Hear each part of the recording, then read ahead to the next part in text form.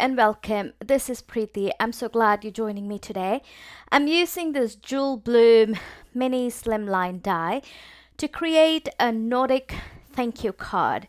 So this beautiful slimline die here actually has the background and also has individual floral and leaf cluster dies, which I'm going to separate using this cutter. And here you can see I have separated the dies, those individual dies, from the main frame.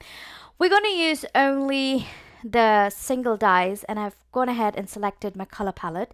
So it's red, white, gold, and blue. So I'm going to cut those dies using just the white, gold, and the blue, and not the red. So here you can see I've already gone ahead and cut all the die cut pieces using the single dies from this die set. I'm sorry I am panting. I don't know why. I have had a little tough day today, so bear with me. And I just showed you how the background of that die looks, which I'm not going to use for this particular card. And here what I've done is before I recorded, I just created a placement of these dies on the cardstock, so it makes it easier for me to show you what I'm going to do.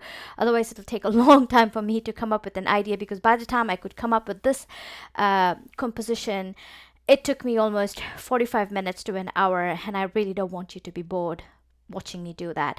I'm also going to use some liquid glue and some foam adhesive to adhere these die cuts, and I'm also using this thank you, an additional stamp, sentiment stamp from this Thanks Bunches stamp set. And before I adhere all those die cut pieces, I want to go ahead and stamp my sentiment. And the only sentiment that I'm going to stamp is going to be the thank you, which is going to be direct. When I say only sentiment, directly on the cardstock is what I meant. There is additional sentiment which is right here. I'm just putting there just to see if I have enough place for or space for the second sentiment. And once I know there is enough, I'm just going to go ahead and stamp this thank you using some embossing ink, and I'm going to emboss it using white embossing powder. So that's the only directly stamped stamp on this cardstock panel, on this red cardstock panel. So I'm just using some white embossing powder, and I've already gone ahead and heat set it. Now we're going to follow this pattern that I have pre-created and taken a picture on my phone, so it makes it easier. And here I've just fast forwarded as to how I'm laying this pattern. So I'm first laying all the white leaves. That's the backdrop of my, it's easier for you to lay the leaves first and then do the flowers. As I said earlier, I did a lot of composition before I could come up with this one. I spent almost 45 minutes to an hour figuring out how to come up with this pattern. So anyway, so here you can see I'm adhering all the white leaves first using just direct liquid glue. Some of the liquid glue sometimes gets onto the cardstock. Because this liquid glue that I'm using dries clear, I didn't have that issue. As I said, I was having a little bad day today. My hands and my fingers were in pain. They were sore because of the carpal tunnel, and I was it was quite shaky. It was really hard to get this whole thing done. I mean, this card is very simple, but yet it took me close to 2 hours to finish it, just because things were not working out the way I wanted. My hands were so shaky that everything was slipping. Anyway, as I was doing this, as I'm talking, what I'm doing is I'm just adhering all these flowers, building up flowers. So sometimes I take two different flowers, put them together to create multiple layers of flowers, and I'm just going to keep adhering them using liquid glue as well as some foam adhesive. Now, as I said, this is a Nordic thank you card. So I actually went onto the internet and I searched for Nordic colors. So I looked up and I saw what are some combinations for Nordic florals, and then there were so many of them, and I really liked this particular combination, which actually was yellow, red, white, and blue. So in place of yellow, I'm actually using a gold metallic cardstock, or not, it's kind of like a pearlescent cardstock, not really metallic. So it almost looks yellow, but in real life, I mean, actually on the video it looks very yellow, but in real life it has that sheen on that cardstock, and it just looks very, very beautiful. And here I'm just continuing to adhere these florals in the places that I decided, and here you can see I've completed all of the floral adhering. And now I'm taking this pot of jewel stones, which is new to Crafty Meraki with the release this month, and this particular jewel stone kind of looks like stars, like tiny buds of flowers. You can actually use it as stars or even as flowers. In my case, I'm using it as filler flowers, and I'm placing them randomly all over some of those empty spaces to create some fullness to this otherwise very simple card. So I'm just going to add these